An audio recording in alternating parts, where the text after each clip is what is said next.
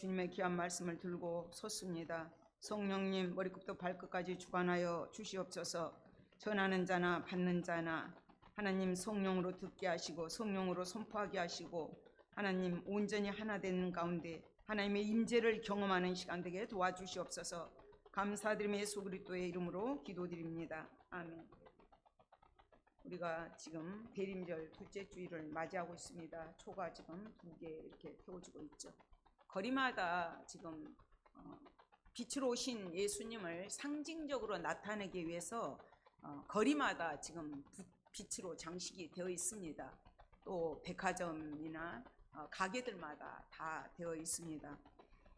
그렇지만 예수님은 이 땅에 오신 목적이 빛을 증언하기 위해서, 나타내기 위해서 이 땅에 오셨습니다.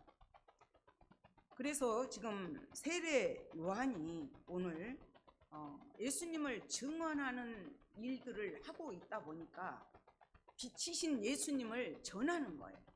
그러다 보니까 사람들이 다 모여드는 거예요. 세례 요한 앞으로 세례 요한이 누가복음에 보면 혹 이가 그리스도인가 하면서 몰려들어요. 그것을 안 제사장과 바리새인들이, 유대인들이 예루살렘에서 전문가를 내려보내요. 레위인 제사장들을 요한에게 보내서 너가 누구냐는 것이야. 너가 누구냐 물을 때에 요한의 증언은 증인의 진술이에요. 법정에서 쓰는 용어잖아요. 증인의 진술, 보고 듣고 아는 것을 똑똑히 말하는 것이잖아요. 요한의 증언이 이러한다. 그러면서 요한이 이제 말한 내용들입니다. 이렇게 우리가 보면 어떤 영화를 본다거나 어떤 연극 같은 것을 보면 꼭 조연들이 먼저 나와서 얘기를 다 하고 주인공이 짠 나오죠. 마찬가지로 연극을 할 때도 나레이터가 나와서 오늘의 주인공은 이렇고 합니다 해놓고 짠 들어가고 주인공이 등장하잖아요. 바로 성경은 신구약의 주인공은 예수님이셔요. 예수님의 피가 창세기부터 흐르고 있어요. 그래서 진짜 주인공은 예수님이시고 세례 요한은 예수님을 증언하기 위해서, 알리기 위해서 빛으로 이 땅에 오신 그 예수를 증언하기 위해서 지금 세례를 베풀고 있습니다. 그때 이제 사람들이 전문가들을 보내가지고 너가 누구냐 물어보는 거예요. 그러면서 요한은 그러니까 나는 그리스도가 아니라, 요한은 벌써 이것을 알아요. 그러니까 또 물어봐요. 누구냐? 이 세례 요한은 이런 것들을 먼저 알았습니다. 우리가 내가 누군가, 박유건 어르신 누구세요?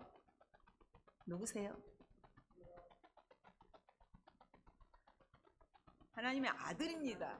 예, 아멘입니다. 이게 딱 나와야 됩니다. 너 누구냐 그러면 난 하나님의 아들이다, 하나님의 딸이다, 이게 나와야 돼. 근데 지금 너 누구냐는 거예요. 근데 요한은 그렇게 대답하지 않아요. 세례 요한은 나 그리스도가 아니라고 얘기를 해요. 이미 세례 요한이 남다르니까 그리스도인가? 이 사람이 혹시 그리스도? 그래서 계속 사람을 보내갖고 너가 누구냐? 그러니까 세례 요한은 나 그리스도가 아니다, 이 고백을 합니다. 우리가 내가 누군지를 먼저 바로 알아야 돼요. 죄로 인해서 죽었던 우리를 예수님이 우리를 구하기 위해서 독생자 예수님을 이 땅에 보내셨어요. 구하시기 위해서. 그래서 우리는 그 죄에서, 사망에서 구원받은 자들이에요. 하나님의 아들, 딸이 된 것입니다. 그러면 그리스도는 누군가? 그리스도에 대해서 바로 알아야 돼요. 그리스도에 대해서 바로 알지 못하면 이게 증언이 될 수가 없어요. 증인이 될 수가 없죠. 그러니까 이제 메시아, 기름 부음을 받은 자, 그리스도, 그러니까 구약에 예언된 구세주. 우리도 지금 나라가 상당히 막 혼란스럽잖아요. 이럴 때 누군가가 나타나서 구세주가 있었으면 좋겠다. 이건 다 모든 자들이 갈망을 해요. 로마서의 8장에 보면 만물들도 그 구원자를 갈망하고 있어요. 로마 시대가 지금 통치하는 시대예요. 세례 요한 이때도 로마의 속국으로부터 우리를 구해줄 메시아가 왔으면 좋겠다. 그것을 다 갈망하고 있어요. 그래서 말씀 속에서 그분이 오신다. 그리스도 메시아가 오신다. 예수가 오신다. 구세주가 오신다. 그러니까 지금 그러면서 이사야서 9장에서 보면 한 아기가 나신다고 얘기를 해요. 그러니까 영적으로 보면 그 아기 예수가 구세자로 구원자로 오셔서 하나님의 영적으로 자녀된 백성들을 모든 죄악에서 구원해 주실 것을 말씀을 하셔요. 영생을 얻도록, 참 자유, 참 평강, 참 기쁨을 얻도록, 영생을 얻도록 해 주시기 위해서 하나님으로부터 보냄을 받은 분이 오신다. 그 메시아가 오신다고 약속이 이미 되어 있어요. 그러니까 지금 이제 세례 요한이 혹시 이 사람이 그리스도인가? 그렇게 물어본 거예요. 근데 난 그리스도가 아니다. 너 누구냐 할 때 나 그리스도 아니다. 이 고백 속에는 뭐가 들었냐 하면 나는 내 삶의 주인이 아닙니다. 내 인생의 주인이 아닙니다. 나를 다스리고 통치하시고 이끄시는 그 분은 그리스도, 구세주, 구원자, 예수 그분입니다. 이 고백이 들어 있습니다. 그러니까 그들이 지금 얼른 보면 동문서답 같잖아요. 너 누구냐 했는데 나 그리스도 아니다. 그러니까 그들이 또 물어보는 거예요. 그러면 누구냐? 네가 엘리야냐? 선지자냐? 물론 말라기에 보면 마지막에 엘리야를 보내겠다고 약속을 하셨어요. 선지자냐? 모세와 같은 선지자가 와서 이스라엘 백성들을 광야에서 이끌고 가나안을 갔던 것처럼 그런 지도자가 올 거라고 약속을 하셨습니다. 세례 요한은 위대한 선지자고 최고의 지도자입니다. 그러니까 이제 22절에서도 나는 아니라 계속 그러거든요. 그런데도 그들은 또 물어본 거예요. 누구냐? 우리를 보낸 이들에게 대답하게 하라. 넌 누구냐? 계속 물어보는 거예요. 너가 너에 대해서 무엇이라 하느냐? 너 자신이 누구라고 믿느냐? 이 얘기예요. 그랬을 때 이제 이사야의 말과 같이 주의 길을 곱게 하라고 광야에서 외치는 자의 소리가 세례요한이 나는 광야에서 외치는 자의 소리이다. 외치는 자가 아니라 소리라는 거예요. 소리는 사라져요. 없어지는 거예요. 소리는 듣고 제대로 전달을 해요. 제대로 전달을 해야 되고 분별을 해야 되고 소리는 사라지는 거예요. 그러니까 우리 인생은 소리와 같은 존재들이에요. 세례 요한만이 아니라 우리 모두는 소리처럼 사라지는 존재, 없어지는 존재, 풀과 같이 시들어버리는 존재, 안개와 같이 없어지는 그런 존재예요. 그런데 영원하신 분이 계시다는 거예요. 영존하신 하나님, 그분이 계신다. 그 얘기를 하면서 이사야의 말과 같이 주의 길을 곱게 하라고 광야에서 외치는 자의 소리다 이 얘기를 해요. 이사야서 40장 3절에서 광야에서 외치는 자의 소리여 이르되 너희는 광야에서 주의 길을 예비하라. 사막에서 우리 하나님의 대로를 평탄하게 하라. 광야에서 주의 길을 예비하라는 거예요. 왕이신 그분이 오시게끔 그 유대 광야 울퉁불퉁한 그 광야길을 가실 수 있게끔 평탄하게 가실 수 있게끔 곱게 하라는 거예요. 준비 작업을 하라는 거예요. 예비하라는 거예요. 바로 우리 안악한 심령들을 척박한 심령들, 돌로 울퉁불퉁 걸을 수 없는 우리의 심령을 곱게 하라는 거예요. 그리고 우리의 대로를 사막에서 평탄하게 하라. 우리의 왕이신 그분이 가실 수 있도록, 지나가실 수 있도록 그 길을 준비하라고 말하고 있습니다. 나는 소리라는 거죠. 소리는 원래 진짜를 애곡시키면 안 돼요. 소리는 예수님이 누구신지, 하나님이 누구신지, 그분이 왜 이 땅에 오셨는지, 그분이 왜 이 땅에 오셔서 죽으셨는지, 그분이 왜 구주이신지, 그분이 왜 거룩한 분인지, 이것을 바로 전해야 돼요. 바로. 그래서 빛의 사명을 감당을 해야 되는 거예요. 그러니까 지금 세례 요한 같은 경우는 실제로 삶을 그렇게 살았습니다. 유대 광야에서 살면서 약대 낙타 토롯을 입고 메뚜기와 석청을 먹으면서 유대 광야에서 지냈어요. 그런데 유대 광야를 거쳐서 영적으로 하나님만을 바라보고 오직 그분만을 의지하고 살았기 때문에 지금 요단 나루토에 와서 그 많은 사람이 몰려들 때도, 자기가 인기가 엄청 많은데도 이거를 낮아질 수가 있는 거예요. 나는 소리다. 자기를 항상 낮추잖아요. 이 사람이 그리스도인가? 이 사람이 구세주인가 있을 때 어쩌면 우쭐될 수가 있어요. 이게 참 어렵습니다. 사람은 가난하고 헐벗을 때는 예수님이 나의 주인이십니다. 나를 통치하시고 다스리십니다. 나를 이끄시는 분입니다. 고백이 돼요.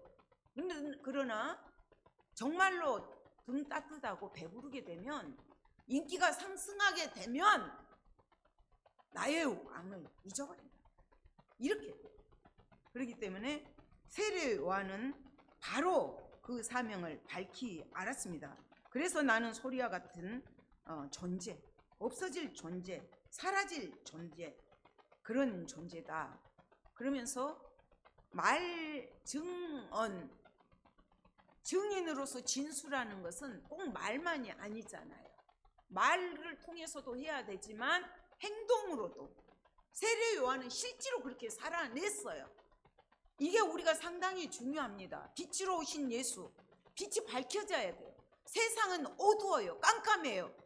우리가 세례 요한처럼 이 메시지를, 이 소리를, 복음의 소리를, 기쁨의 소리를 제대로 전달할 때 흑암 가운데, 어두움 가운데, 그늘 가운데 앉아있는 자들이 에너지가 동하게 돼요.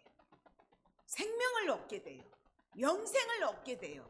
근심 구름 다 물러가고 기쁨으로, 평강으로 채워지게 됩니다.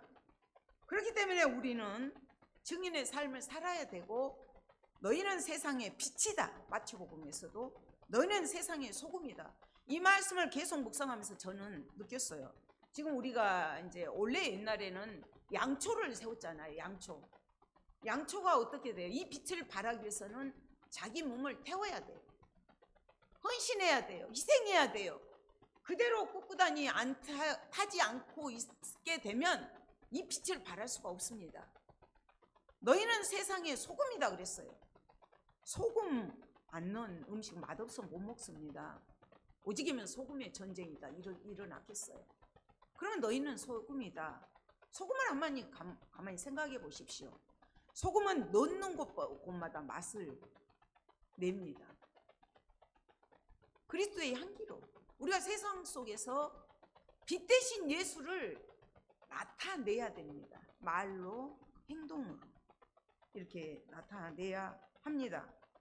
그러면서 그들이 바리새인들이 보낸 자라 또 물어 이르되 내가 만일 그리스도도 아니요 엘리야도 아니요 선지자도 아닐진데 어찌하여 세례를 베푸느냐. 너 선지자도 아닌데 어떻게 세례를 베푸느냐? 세례 요한에게 이렇게 물어봅니다. 세례 요한은 주님의 길을 예비하기 위해서, 아까 나레이터가 오늘의 주인공은 누굽니다 소개를 하고 딴 사라진 것처럼, 광야에서 외치는 자가 아니라 자의 소리기 때문에 사라져야 돼요. 그러나 광야에서 주의 길을 예비해야 돼요. 사막에서 하나님의 대로 평탄하게 해야 돼요. 그렇기 때문에 죄를 회개하게 해야 돼요. 죄를 씻는 의식을 해야 돼요. 물세례를 줘야 됩니다. 마태복음에서 보면은 나는 너에게 물로 세례를 주지만 내 뒤에 오시는 분은 불과 성령으로 세례를 베풀 것을 말씀을 하셔요. 그러면서도 마태복음 3장에서는 7절에서 독사의 자식들아, 사두개인과 바리새인들을 보면서 독사의 자식들아 막 책망을 하십니다. 회개하라, 천국이 가까이 왔느니라. 죄를 회개하지 않고는 거듭날 수가 없어요. 주님을 받아들일 수가 없어요. 왕이신 그분의 대로가 될 수가 없어요. 그렇기 때문에 그 광야에서, 사막에서 그 척박한 땅을, 돌을 고르는 작업도 해야 되고 걸러내는 작업도 해야 되고 모든 것들을 해야 됩니다. 그래서 세례 요한은 죄를 회개하게 하는 촉구를 하는 거예요. 독사의 자식들아 막 하면서 그 죄를 회개하게끔 죄의식을 하는 그 물세례를 줍니다. 그러나 물세례는 우리가 히브리서를 통해서 알았듯이 겉은 씻지만 속은 씻지 못하잖아요. 오직 불과 성령으로 세례를 받아야 됩니다. 그렇기 때문에 이제 세례 요한은 그 죄의식을 하는 물세례를 행했던 것이죠. 이것이 이제 나는 그렇지만 아무것도 아니다. 26절에서도 그렇게 얘기를 해요. 요한이 대답하되 나는 물로 세례를 베풀거니와 너희 가운데 너희가 알지 못하는 한 사람이 섰으니 곧 내 뒤에 오시는 그이라. 나는 그의 신발끈을 풀기도 감당하지 못하겠노라. 나는 너희에게 물로 세례를 베푼다. 메시아의 길을 예비하기 위해서 회개의 세례를 베풀지만 나는 아무것도 아니다. 내가 요단강에서 물로 세례를 베푸는 것보다 훨씬 더 큰 일을 하실 분이 오신다. 이것을 말을 한 거예요. 그러면서 더 큰 일을 이루실 구원자가 오실 것이다 그러면서 전해요. 그런데 그 한 사람이 섰는데 너희가 알지 못한다. 그 신발끈은 노예가 묶는 거예요. 나는 그분의 신발끈 묶는 것도 감당하지 못한다. 그분은 그토록 위대하신 분이고 거룩하신 분이고 나는 그분하고 비교할 수가 없다 얘기를 하는 거예요. 자신은 메시아의 신발끈을 풀 만한 자격도 없다고 말하는 거예요. 여기서 무엇을 알 수가 있냐면 우리가 가장 중요한 임무예요. 주의 길을 예비하는 것. 예수 그리스도의 구속의 사역을 탄탄하게 하기 위해서 죄를 지적하고 빛이 들어가게끔 해야 돼요. 왜 그러냐면 어둠 가운데 있는 자들은 죄가 죄인지를 몰라요.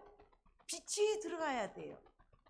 그래서 말씀이신 그분 예수 그리스도가 들어가야 이게 죄구나 그러고 깨닫고 회개하게 돼요. 돌이키게 돼요. 그래서 세례를 받게 됩니다. 그렇지만 자기 자신은 아무것도 아니라는 그 겸손을 보입니다. 이것을 보면서 우리가 자칫하면 소리의 역할이 제대로 감당 못하고 내가 그 주님께만, 예수께만, 나의 구세주, 나의 구원자가 되시는 그분에게만 존귀를 돌려드리고 영광을 돌려드리고 그분만을 높여드려야 돼요. 그러나 가만히 한번 생각을 해보십시오. 우리는 그게 참 어렵습니다. 예수님 역시도 낮아지셨잖아요. 제자들의 발을 직접 씻기셨잖아요. 그러나 우리는 남을 섬기는 이 부분이 안 돼요. 참 어렵습니다.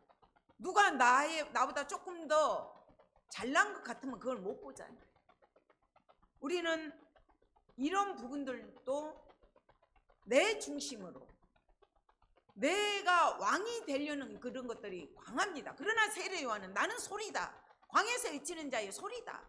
나는 그분의 그 존귀하신 분, 그 영존하신 그 하나님, 그 구세주 그리스도 그분 앞에 신발끈도 묶을 수 없는 그런 존재다. 나는 아무것도 아니라는 것을 증언하고 있습니다. 그래서 항상 우리는 세례 요한처럼 하나님 중심으로 살아야 돼요. 우리 중심에 그분이 자리 잡고 있어야 됩니다.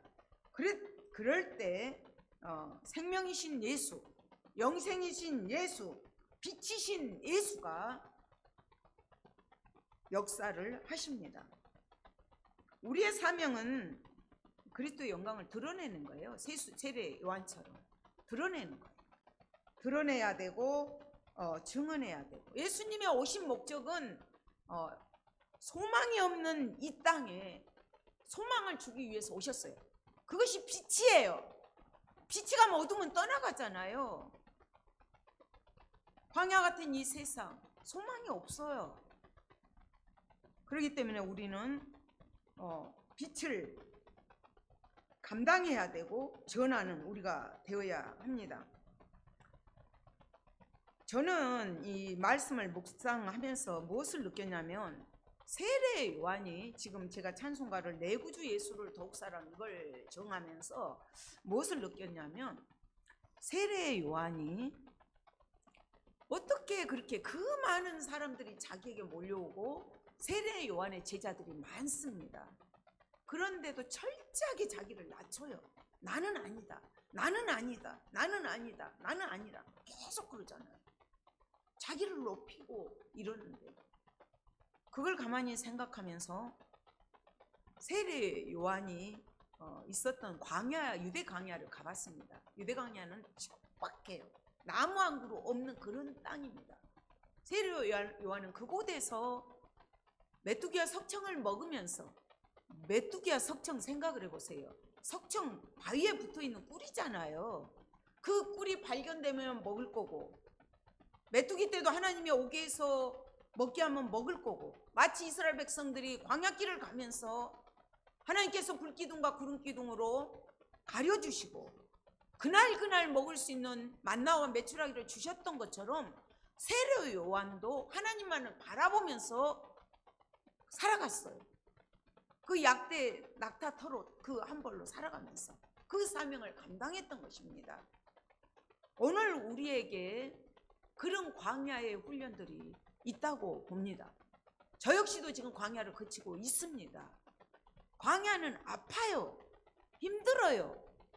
때로는 뜨거워요. 때로는 찬바람이 올 때는, 눈보라가 칠 때는 아픕니다. 그렇지만 세례 요한은 그런 과정들을 철저히 거치면서, 나는 내 인생의 주인은 하나님이십니다. 예수 그분이십니다. 그분이 나의 왕이십니다.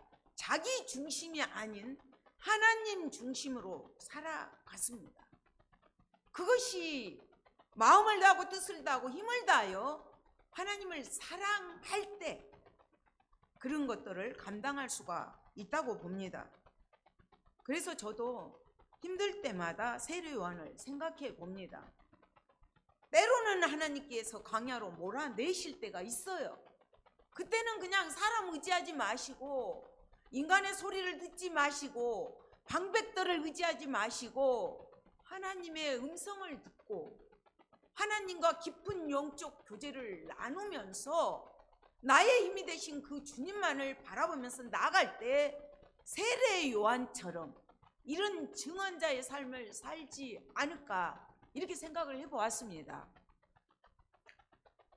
증언자, 예수의 증언자. 지금도 그늘에 앉아있는 자들이 있잖아요. 힘없는 자들이 있잖아요. 울고 있는 자들이 있잖아요. 우리는 그들에게 나가야 돼요. 복음의 나팔수가 되어야 돼요. 증언의 삶을 살아야 돼요. 증인이 되어야 돼요. 주님 만나셨잖아요. 오늘 지금 당장 주님 오셔도 마라나타, 주님 어서 오십시오 맞이하면서 주님 앞에 서잖아요. 이런 은혜를 받은 우리입니다. 예수님 왜 오셨어요? 우리 죄의 문제, 죽음의 문제를 해결해 주셨어요. 이것이 금방 이루어진 게 아니에요. 창세기에서부터 창세기 3장 15절에서 여인의 후손이 뱀의 머리를 밟을 것이다. 예수님 오실 것을 말씀하셨어요. 예수님이 사망 권세를 밟으시고 깨뜨리시고 승리하셨어요. 예수님 이 땅에 오셨는가? 어둠이 사라지게 하기 위해서, 빛으로 역사하기 위해서, 소망을 주시기 위해서 이 땅에 오셨습니다. 그 예수님을 우리가 듣고 보고 알고 있잖아요. 밝히 알고 있잖아요. 하루아침에 되어진 것들이 아니라 말씀대로 그분은 오셨고 또 말씀대로 가셨습니다. 다시 오시마 약속하신 그 주님을 우리는 바라보고 믿고 나가고 있습니다. 인간의 역사가 우리는 하나님께로 가고 있고 하나님은 우리를 맞이하고 계십니다. 하나님과 우리가 만나는 시점이 언젠지를 몰라요. 그래서 우리는 늘 깨어서 누구에게든지 이 기쁜 소식을, 복음의 소식을, 예수님이 왕으로 이 땅에 오셨다, 빛으로 오셨다, 영생을 주시기 오셨다. 그분은 하나님이 보낸 사람이다. 사람이면서 하나님이시다. 이렇게 증거는 우리가 되어야 합니다. 우리가 세례 요한처럼 메마르고 거칠고 척박한 광야 속에서 아무 기쁨도 없어. 지난주에도 제가 말씀드렸잖아요. 그 여인이 남편을 얻고 또 얻고, 명예 있는 남편, 돈 있는 남편, 권력 있는 남편 이렇게 얻어보고 저렇게 얻어봐도 다 헛되다. 지금 있는 남편도 헛되다. 오직 예수님만이 영원한 생명을 주시는 분이다 했던 것처럼 우리의 영원한 빛이 되신 그분, 빛이 들어오면 문제는 다 해결이 됩니다. 지극히 좁은 불 하나가 어둠 속을 헤매고 있을 때 하나님 불빛만 들어와 봐요. 갈 길을 알잖아요. 방향을 알잖아요. 그래서 예수님만이 나의 생명입니다. 예수님만이 나의 길입니다. 예수님만이 나의 진리십니다. 우리는 이런 고백들을 늘 하면서 나만 간직한 것이 아니라 증인으로, 복음의 소리로, 광야에서 외치는 자의 소리로 살아내야 합니다.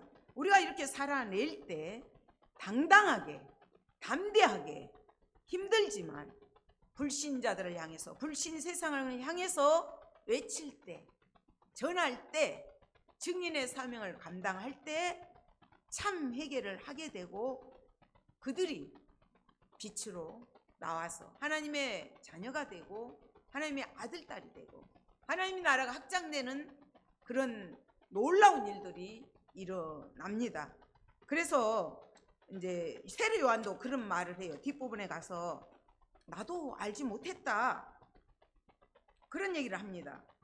33절에서 32절에 요한이 또 증언하여 이르되 내가 보니 성령이 비둘기같이 하늘로부터 내려와서 그의 위에 머물렀더라. 나도 그를 알지 못하였으나 나를 보내어 물로 세례를 베풀라 하신 그이가 나에게 말씀하시되 성령이 내려서 누구 위에든지 머무는 것을 보거든 그가 곧 성령으로 세례를 베푸는 이인 줄을 알라 하셨기에 내가 보고 그가 하나님의 아들이심을 증언하였노라. 우리 안에서 성령님이, 불과 성령으로 세례를 주신 그분이 알게 하시고 깨닫게 하시고 함께 인도해 주십니다. 그 불과 성령으로 세례를 베푸신 그 예수님, 오늘도 우리 가운데서 함께 하십니다. 그분을 믿고 용기를 잃지 마시고 세례 요한처럼 광야에서 외치는 자의 사명을, 소리의 사명을 감당하는 우리가 되시기를 소망합니다. 하나님 감사합니다. 세례 요한의 증언을 통해서 증인의 진술이 얼마나 확신 가운데 거해야 되고 철저하게 나를 낮추고 오직 예수만을 높여드리며 그분께만 영광 돌려야 된다는 것을 깨달았습니다. 소리는 사라지지만 오직 영존하신 그 하나님, 그 예수님, 영생인신 그분이 빛이시고 진리시고 하나님 생명이심을 요한이 증거했던 것처럼 저희들도 사막의 어둠 가운데, 광야의 울퉁불퉁한 그곳에서 하나님 어둠 가운데 있는 그들에게 기쁜 소식을 전하는 증인의 삶을 살아가는 저희들 될 수 있도록 도와주시옵소서. 감사드리며 예수 그리스도 이름으로 기도드립니다. 아멘.